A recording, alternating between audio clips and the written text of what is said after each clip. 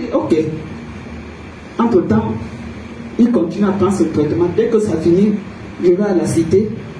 Et M. Belen m'avait dit, maman, même s'il n'y a pas de l'argent, tu viens prendre les produits et tu vas payer après. C'est quelque chose qui m'a excessivement touché. Et il passait tout le temps, M. Belen passait. Après, maintenant, il a l'anémie. On me demande de faire la transfusion sanguine. Les gens ont commencé à faire un marchandage. J'ai appelé ce que je pouvais appeler. Ils sont arrivés, j'ai appelé M. Eric Mandel. Parce que lui aussi, je le connais depuis, c'est pas ici que je le connais. Il me dit, c'est quoi? J'ai dit, ça ne va pas. L'enfant, ça ne va pas. Il dit, j'arrive.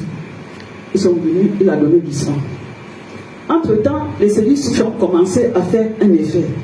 Quand on avait fait les 2 premières biopsies, ils m'ont envoyé faire un autre examen à Bonanjo.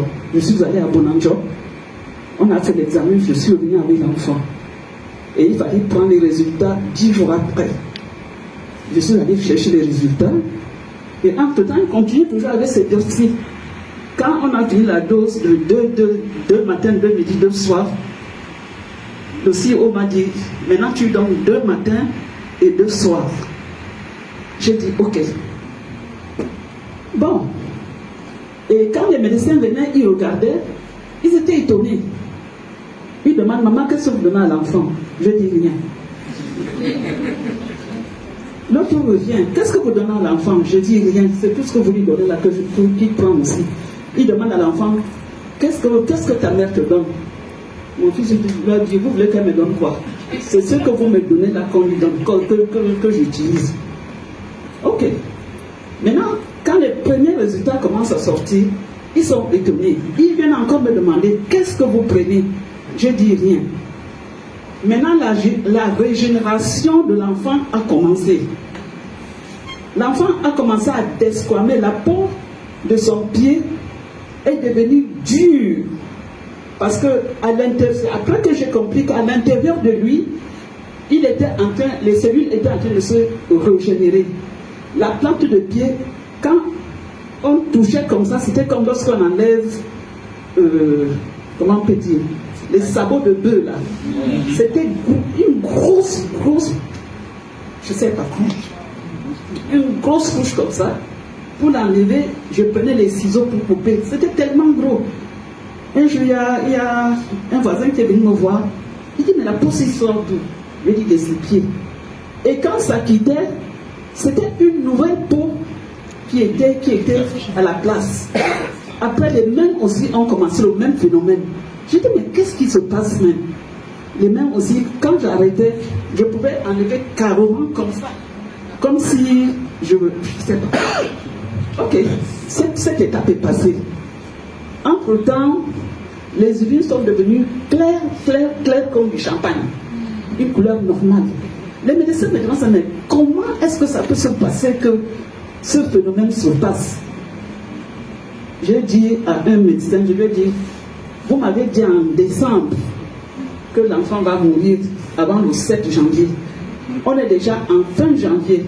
Je vous avais dit qu'au-dessus de vous, il y a un autre médecin qui est au-dessus de vous.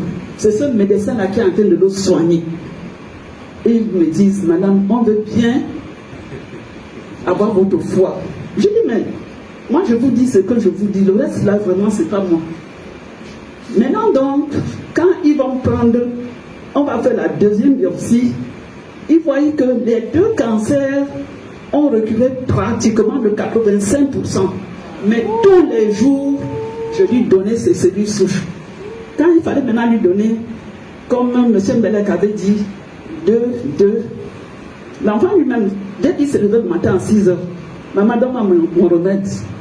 Le soir, maman donne-moi mon remède. Et c'était comme ça que ça s'est passé. Maintenant donc, je vais chercher les résultats de Bonanjo. Quand je reviens avec, le médecin était debout, je lui donne. Il ouvre, le document a été scellé. Quand il ouvre, il regarde. Après, il s'assoit brusquement. Je dis, qu'est-ce qu'il y a, docteur? Il y a quelque chose qui est mauvais. Il dit, mais ce résultat est en train de contredire tout ce que nous, on avait vu ici. Je lui ai dit, ah bon? Il n'en revenait pas. Maintenant, il fallait prendre la dernière biopsie qu'on a vue à l'hôpital général aussi. On me dit, madame, c'est 2 semaines après, il me dit, madame, vous-même, allez à la NAPAT, vous allez chercher vous-même les résultats là-bas. Ok, je suis allé chercher les résultats. Je viens de donner. Le médecin m'a regardé de bas en haut. Je n'ai pas compris. Et puis il y a un qui dit, ah, la dame-ci a une foi inébranlable. J'ai dit, ah bon?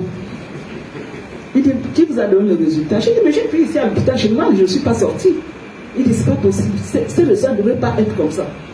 J'ai dit, donc, vous vous attendez seulement à la mort. On doit vous féliciter parce que l'enfant est en train de guérir. Vous vous trouvez seulement que ça ne peut pas être comme ça. Je n'ai pas compris.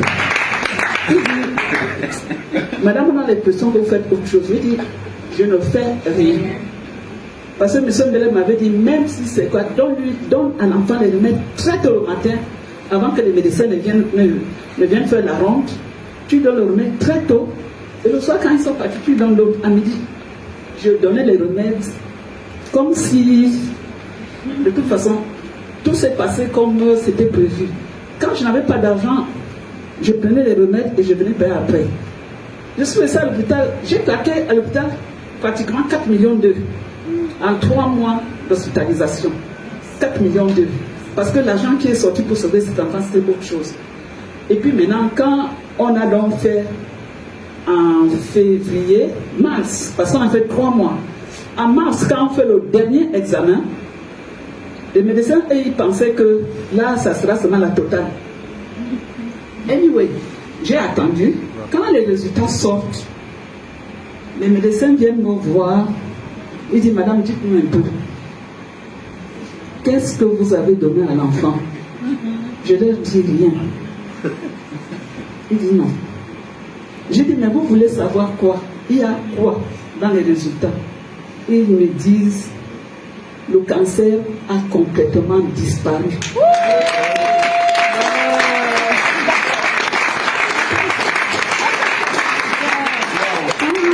Ils ont dit ça, je leur ai dit, je vous avais dit qu'au-dessus de vous, il y a un autre médecin. Mais il y avait un jeune médecin, aujourd'hui il est en Angleterre parce qu'il avait fait une spécialisation. Lui, il était, comment je peux dire en bon français? Curieux. Non, pas curieux, il était affecté par la maladie de l'enfant. Ce qui fait qu'avant de rentrer à 21h, 22h, il venait, il dit, bon maman, bon courage, hein, ça va aller. Dès qu'il arrive chez lui, il appelle, parce que tout le monde qui venait à l'hôpital, dès qu'il sortait, il n'a même pas encore atteint Boulangerie Saker. On m'appelle pour dire, c'est comment là-bas? Il dit, ça va. C'est comment là-bas? Ça va. Ce médecin, un matin, il est venu très tôt. Il était de garde. Il est venu, parce qu'il le faisait tout le temps. Il est venu, il m'a trouvé en train de donner des cellules à l'enfant. Je ne me suis pas gênée parce que le courant passait entre lui et moi. C'était un jeune enfant. Et il m'a demandé, maman, tu... J'ai dit non, c'est les cellules souches. Il me dit, cellules souches au Cameroun? J'ai dit, c'est les cellules souches. Il dit quoi? Au Cameroun? J'ai dit oui. Il dit, mais ça, c'est là que tu as commencé à lui donner ça quand? J'ai dit, comme tu vois là. Il me dit, mais les cellules souches coûtent très très cher. Comment tu vas faire? J'ai dit, ça va aller. Quand il a vu tous les résultats à la fin, il m'a dit, maman, c'est dommage, je suis en train d'aller en spécialisation. Je devais t'envoyer tous mes malades.